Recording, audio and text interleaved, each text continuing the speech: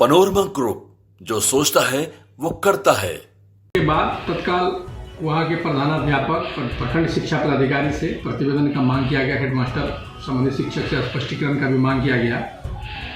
तो बीओ ने रिपोर्ट किया कि टीचर नवंबर में ही एक अवैतनिक अवकाश का आवेदन दे करके विद्यालय से चले गए और हेडमास्टर जो है वह उस आवेदन को स्वीकृत कर दिया, जबकि उनको नहीं करना चाहिए था, उनके अधिकार क्षेत्र का चीज था नहीं। बिहार के गर्भवती शिक्षक पर हो गई कार्रवाई, शिक्षा विभाग ने कर दिया निलंबित।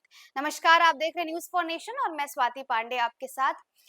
2 दिन पहले बिहार के शिक्षा विभाग के अजीबोगरीब कारनामे निकल कर सामने आए थे, जहां पर वैशाली के एक शिक्षक जो है वो खुद को प्रेग्नेंट बता करके मातृत्व अवकाश पर चले गए थे, यानी कि उन्होंने मर्टर्निटी लीव ले ली थी। जिसके बाद अब शिक्षा विभाग की नींद खुल गई है और शिक्षा विभाग ने अब बड़ा एक्शन ले लिया है। एक्शन लेते हुए शिक्षा विभाग ने उस शिक्षक को और साथ ही साथ जिस विद्यालय में वो पदस्थापित थे वहां के हेडमास्टर को भी निलंबित कर दिया गया है।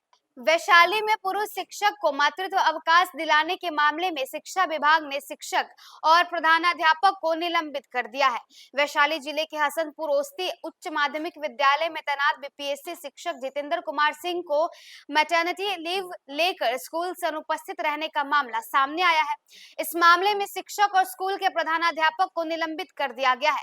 जिला शिक्षा पदाधिकारी वीरेंद्र नारायण ने बताया है कि इस शिक्षा कोष पोर्टल पर शिक्षक जितेंद्र कुमार सिंह को 2 दिसंबर से 10 दिसंबर तक मातृत्व अवकाश पर दिखाया गया था। ये जानकारी वायरल होने के बाद विभागीय जांच शुरू कर दी गई।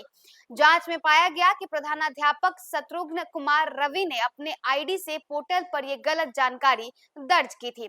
प्रधानाध्यापक और शिक्षक दोनों से स्पष्टीकरण मांगा गया, लेकिन उनका जवाब संतोषजनक नहीं पाया गया, जिसके बाद दोनों को निलंबित कर दिया गया है। अब इस मामले में विभागीय कार्रवाई की जा रही है। तो देखिए, बिहार के लचर शिक्षा व्यवस्था को ठीक करने की कोशिश बिहार शिक्षा विभाग की तरफ से लगातार की जा रही है। अब ऐसे में शिक्षा विभाग लगातार बिहार के शिक्षकों को लेकर, छात्र छात्राओं को लेकर के, सरकारी या प्राइवेट स्कूल को लेकर आए दिन नए नए फरमान जारी करता रहता है। इसी बीच शिक्षकों के फर्जीवाड़े की भी तमाम खबरें निकलकर सामने आती है, जहां वो स्कूल में भले ही मौजूद नहीं रहे लेकिन गलत तरीके से और फर्जी तरीके से अपना अटेंडेंस लगा देते हैं। अब इसी बीच शिक्षा विभाग का एक और अजीबोगरीब कारनामा सामने आ गया, जहां पर एक शिक्षक 8 दिनों तक लीव पर थे, छुट्टी पर थे और उसके पीछे की वजह बताई गई प्रेगनेंसी, वो भी उनकी पत्नी की नहीं, उनकी खुद की। यानी पुरुष शिक्षक खुद को प्रेग्नेंट बता करके वो मर्टर्निटी लीव पर चले गए थे, मातृत्व अवकाश पर चले गए थे। जिसके बाद अब शिक्षा विभाग की नींद खुली। शिक्षा विभाग ने इस पूरे मामले में जब जांच की तो ये पता चला कि ये पूरा कारनामा हेडमास्टर साहब का किया हुआ है। हेडमास्टर साहब अपने आईडी से ई शिक्षा कोष जो पोर्टल जो ऐप है उस पर उन्होंने ये रीजन बताया है और उसी आईडी से के पीछे की कारण बताई गई कि वो जितेंद्र कुमार नाम के जो शिक्षक है वैशाली के, वो मातृत्व अवकाश लेकर के 8 दिन तक स्कूल से नदारद थे। अब इसके बाद शिक्षा विभाग ने कार्रवाई किया है और कार्रवाई करते हुए हेडमास्टर और साथ ही साथ उस शिक्षक को भी निलंबित कर दिया गया। अब जिला शिक्षा पदाधिकारी इस पूरे मामले में क्या कुछ कह रहे हैं? के बाद तत्काल वहाँ के प्रधानाध्यापक और प्रखंड शिक्षा पदाधिकारी से प्रतिवेदन का मांग किया गया। हेडमास्टर संबंधित शिक्षक से स्पष्टीकरण का भी मांग किया गया।